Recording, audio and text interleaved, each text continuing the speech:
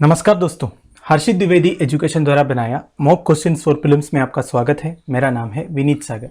12 जून 2021 का important question check करते हैं। आगे जाने से पहले लेक्चर पर लाइक का बटन जरूर दबाइएगा। चैनल को अब तक सब्सक्राइब नहीं किया हो तो सब्सक्राइब भी कीजिएगा। हमें सपोर्ट करने के लिए आप चैनल के मेंबर बन सकते हो ज्वाइन बटन के थ्रू।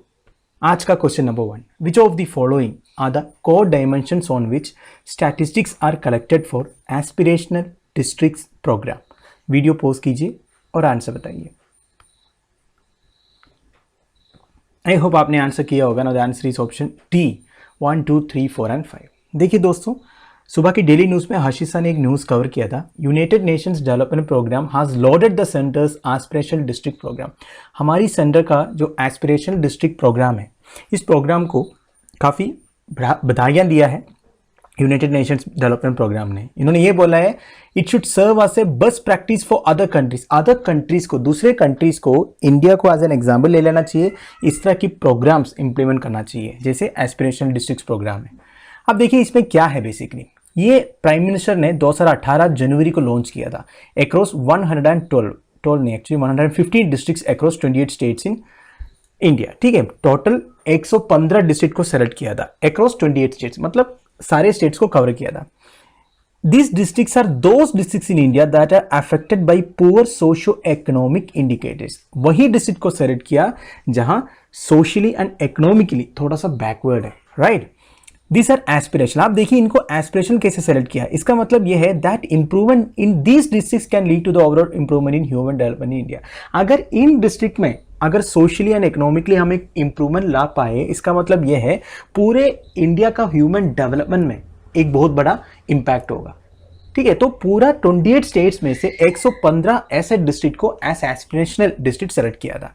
तो इसके पीछे नीति आयोग का भी हाथ है, ये भी ध्यान दीजिएगा। ठीक है, अब देखिए पूरा 14 इंडिकेटर से चेक करने के लिए from the 5 identified thematic areas. कौन कौन सा एरियाज है देखिए बेसिकली ये चेक करने के लिए। हेल्थ एंड न्यूट्रिशन देखेंगे, education, agriculture and water resources कितना है, फिनेंशियल इंक्लूजन कितना तक हुआ है, and skill development. Basically financial inclusion के साथ स्किल डेवलपमेंट भी है, एंड बेसिक इंफ्रास्ट्रक्चर कितना है। तो ये मेन 5 इंडिकेटर्स है, वही मैंने इधर प्रोवाइड किया है। तो वेरी इंपॉर्टेंट क्वेश्चन दोस्तों, ध्यान दीजिएगा, इस तरह के क्वेश्चन अक्सर पूछता है एग्जामिनेशंस में। तो answer is option D 1, 2, 3, 4 and 5। Question number 2, consider the following traditional Indian handlooms और fabrics to the states they belong which are correctly matched. Video pause कीजिए और आंसर बताइए। आई होप आपने आंसर किया होगा ना। The answer is option A 1, 2 and 4 only. Statement 3 गलत है। स्टेटमेंट 3 क्या है बेसिकली, कांजीवरम केरला। देखिए कांजीवरम जो है दोस्तों तमिलनाडु से रिलेट करते हैं, केरला से नहीं। ठीक है, बाकी तीनों जो लोग हैं कलमकारी आंध्र प्रदेश, ये सब आप एनसीईआरटीज में भी पढ़ा होगा शायद।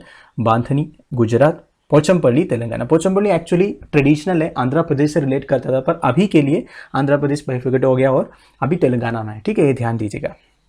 अब देखिए न्यूज़ ये आया था दोस्तों, Tribal Cooperative Marketing Development Federation of India, इन्होंने एक प्रोग्राम लॉन्च किया है to help the tribal artisans and forest dwellers cope with unprecedented times. देखिए आपको पता है पैंडेमिक के टाइम पे जो ट्राइबल आर्टिजन्स है एंड फॉरेस्ट ड्वेलर्स है जो, इनके लिए काफ़ी प्रॉब्लम हुई है। तो इनको थोड़ा एंकरेजमेंट देने के लिए, इनको थोड़ा इनका प्रोडक्ट्स है, इनकी जो स्किल है, इसको थोड़ा एंकरेजमेंट या आप बोलो थोड़ा डेवलपमेंट प्रोवाइड करने के लिए tribal Cooperative Marketing Development Federation of India ने एक प्रोग्राम लॉन्च किया है। क्या है, 2 शोरूम खोला है इनकी प्रोडक्ट्स को डिस्प्ले करने के लिए, मार्केट करने के लिए आप बोल सकते हो, थोड़ा एक्सपोजर देने के लिए।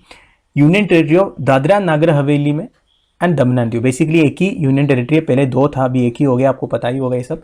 Dadra Nagar Haveli and Daman and Diu बोलते हैं, एक यूनियन टेरिटरी है।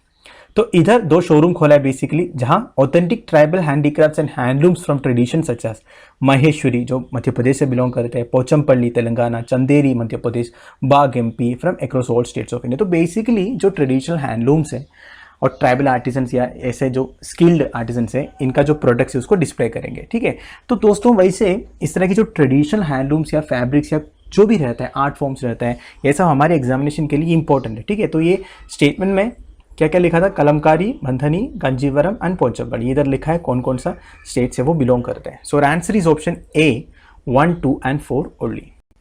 Question number 3, consider the following statements with respect to Indian parliamentary privileges which are correct. Video post कीजिए और आंसर बताइए। आई होप आपने आंसर किया होगा ना। The answer is option C 1 and 3 only. देखिए पार्लियामेंट्री प्रिविलेजेस का ब्रीच हुआ है करके केरला का एमपी बिनोय विश्वम ने एक मोशन इनिशिएट किया पार्लियामेंट में, इसलिए न्यूज़ आया था इंडियन पार्लियामेंट्री प्रिविलेजेस के बारे में। आशीष सर ने कवर भी किया था। अब देखिए पार्लियामेंट्री प्रिविलेजेस काफ़ी इंपॉर्टेंट टॉपिक है। Feature of parliamentary privileges of Indian constitution हमने ब्रिटिश कॉन्स्टिट्यूशन से लिया हुआ है। वैसे ब्रिटिश कॉन्स्टिट्यूशन हमारे लिए तो सबसे फेमिलियर कॉन्स्टिट्यूशन था क्योंकि हमारे ऊपर राज किया उन्होंने, इसलिए ब्रिटिश कॉन्स्टिट्यूशन से काफ़ी सारे ऐसे फीचर्स हमने अडॉप्ट किया है, जैसे parliamentary government, rule of law, legislative procedure, single citizenship, cabinet system, prerogative writs and bicameralism. Very important points है, स्टैटिक इन्फॉर्मेशन से आपको पढ़ना ही पड़ेगा। ठीक है दोस्तों, वैसे जितने कंट्री से हमने कॉन्स्टिट्यूशन फीचर्स लिया है, बोरो किया है, वो सब इंपॉर्टेंट है, काफ़ी कुछ है। USA, Ireland, Japan, Australia, Ireland, बहुत कुछ है, पढ़ लीजिएगा। ठीक है, काफ़ी यूपीसी प्रीलिम्स में पूछा भी इस तरह की question. Indian parliament privileges among other provisions are contained in article 79 to article 122। वैसे आर्टिकल 79 से 122 तक अगर आप देखोगे तो सारे पार्लियामेंट्री प्रिविलेजेस से रिलेटेड नहीं है, पर 79 से 122 के बीच में आपको सारे आर्टिकल्स मिल जाएगा, ये मेरा पॉइंट है। आर्टिकल 105 में क्या लिखा है? Expressly mentions two privileges, that is freedom of speech in Parliament and right of publication of its proceedings. ठीक है, तो पार्लियामेंट का जो freedom of speech and associated thing है वो आर्टिकल 105 में लिखा है, इसलिए वो article 105 is very important for you.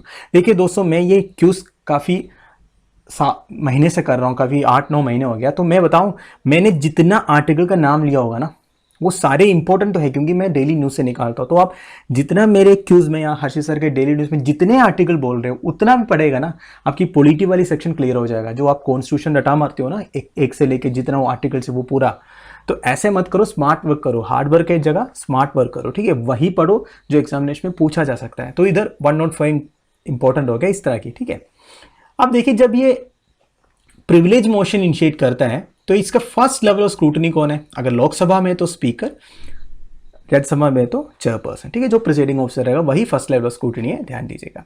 आप देखिए हमारी संविधान के हिसाब से जो पार्लियामेंट्री प्रिविलेजेस है, अब ये पार्लियामेंट्री प्रिविलेजेस क्या है इधर मैं नहीं बता रहा हूं क्योंकि काफी बार डिस्कस हो चुका है, इतना टाइम नहीं हमारे पास, ये पढ़ लीजिएगा।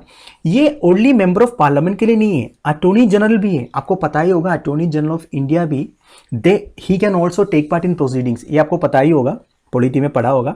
तो अटॉर्नी जनरल ऑफ इंडिया मतलब कॉन्स्टिट्यूशन के प्रोसीडिंग्स में जो भी टेक पार्ट कर सकते हैं उन सब के लिए पार्लियामेंट्री प्रिविलेजेस एप्लीकेबल है, ध्यान दीजिएगा। सो अटॉर्नी जनरल को भी है ये।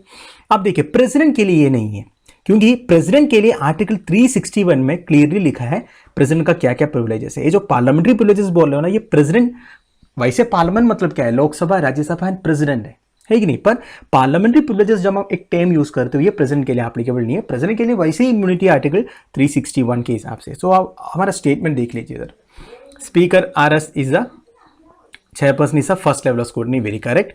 Constitution provides parliamentary privileges to members of Parliament only, गलत। मैंने आपको अभी भी बताया अटॉर्नी जनरल भी इंक्लूड है, मतलब जितने पोर्टफोलियोज पार्लियामेंट प्रोसीडिंग्स में टेक पार्ट कर सकता है, शामिल हो सकता है, वो सबके लिए ये एप्लीकेबल है।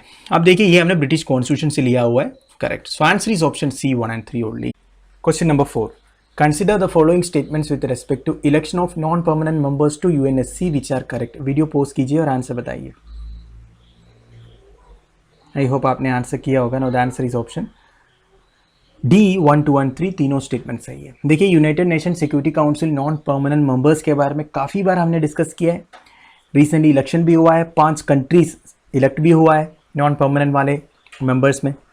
अब देखिए दोस्तों, हमारे लिए सारे न्यूज़ इंपॉर्टेंट है। एक बात तो ये है, presently India is a member of United nation security council non permanent section. ठीक है, आप देखिए कौन कौन सा कंट्रीज का इलेक्शन हुआ है? Albania, Brazil, Gabon, Ghana and UAE. ठीक है, as non permanent members from 2020 to 23। वैसे ये जो नॉन परमानेंट मेंबर्स 2 साल के लिए इलेक्ट होते हैं एंड प्रोपोर्शनल रिप्रेजेंटेशन है सारे कॉन्टिनेंट से, जैसे 5 seats for African and Asian, 1 for eastern European, 2 for Latin American, ऐसे सारे कॉन्टिनेंट्स कवर हो जाते हैं। और एक इंपॉर्टेंट पॉइंट ये है, conventionally there is an informal understanding between Africa and Asia Pacific groups to reserve 1 seat for an Arab country।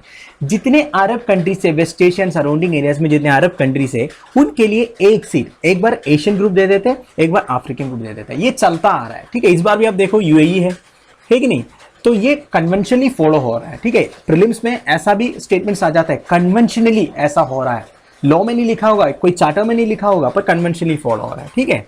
अब देखिए, अब पूरे नॉन परमानेंट मेंबर्स कौन कौन सा देख लेते हैं। परमानेंट मेंबर्स तो आपको पता ही होगा, China, France, Russia, UK and US है। एंड नॉन परमानेंट मेंबर्स में India, Ireland, Kenya, Mexico and Norway है। इसके अलावा ये 5, Albania, Brazil, Gabon, Ghana and UAE, right.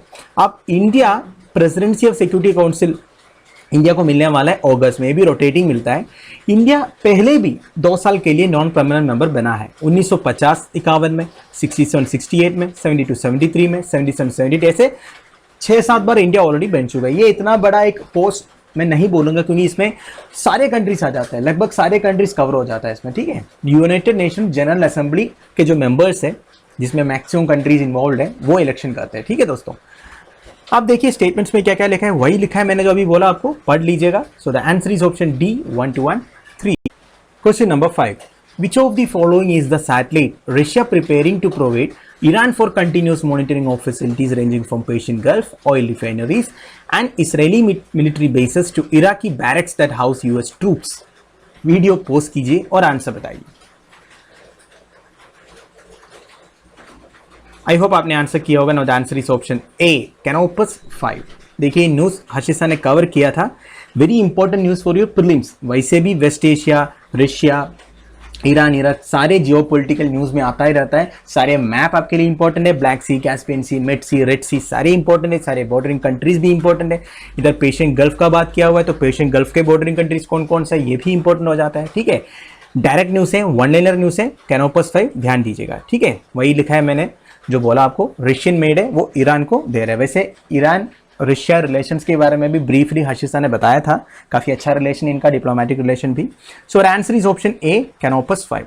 ज़्यादा जानने की जरूरत नहीं है, बस ए जान लीजिए नाम क्या है। तो दोस्तों हमारा डेली 5 मॉक क्वेश्चन इधर खत्म हो रहा है। कल मैंने एक क्वेश्चन पूछा था ब्लैक होल के बारे में, जो यूपीएससी 2000 प्रीलिम्स में पूछा गया था। Answer is option C, very high density. Black hole is a very important topic. इसके बारे में काफ़ी वीडियोस अवेलेबल है हमारे चैनल में, सर्च कीजिएगा और पढ़ लीजिएगा, काफ़ी इंफॉर्मेशन मिल जाएगा आपको। तो आंसर इज ऑप्शन सी। आज का क्वेश्चन देख लीजिए। The distribution of powers between centre and states in the Indian constitution is based on the scheme provided in the UPSC 2012 prelims में पूछा गया था। Very simple and direct question. इस question का आंसर आप मुझे कमेंट बॉक्स में बता दीजिएगा। तो दोस्तों ये वीडियो मैं इधर फिनिश कर रहा हूँ। आई होप आप लोगों को कुछ सीखने को मिल रहा होगा। मैक्सिमम शेयर कीजिएगा दोस्तों वीडियो को। लेक्चर की पीडीएफ एज यूजुअल आपको टेलीग्राम चैनल में मिल जाएगा, जिसका लिंक नीचे प्रोवाइडेड है। इंपॉर्टेंट आर्टिकल्स के होलिस्टिक कवरेज के लिए आप harshitdwedi.com विजिट कीजिएगा। इसमें हर दिन हम 5-6 आर्टिकल्स या 7-8 आर्टिकल्स अपलोड कर रहे हैं, जिससे आपको काफ़ी इन्फॉर्मेशन मिल जाए, आपकी मेंस की तैयारी के लिए भी काम आ जाएगा। तो do visit harshitdwedi.com। Thank you for watching, bye bye, have a nice day.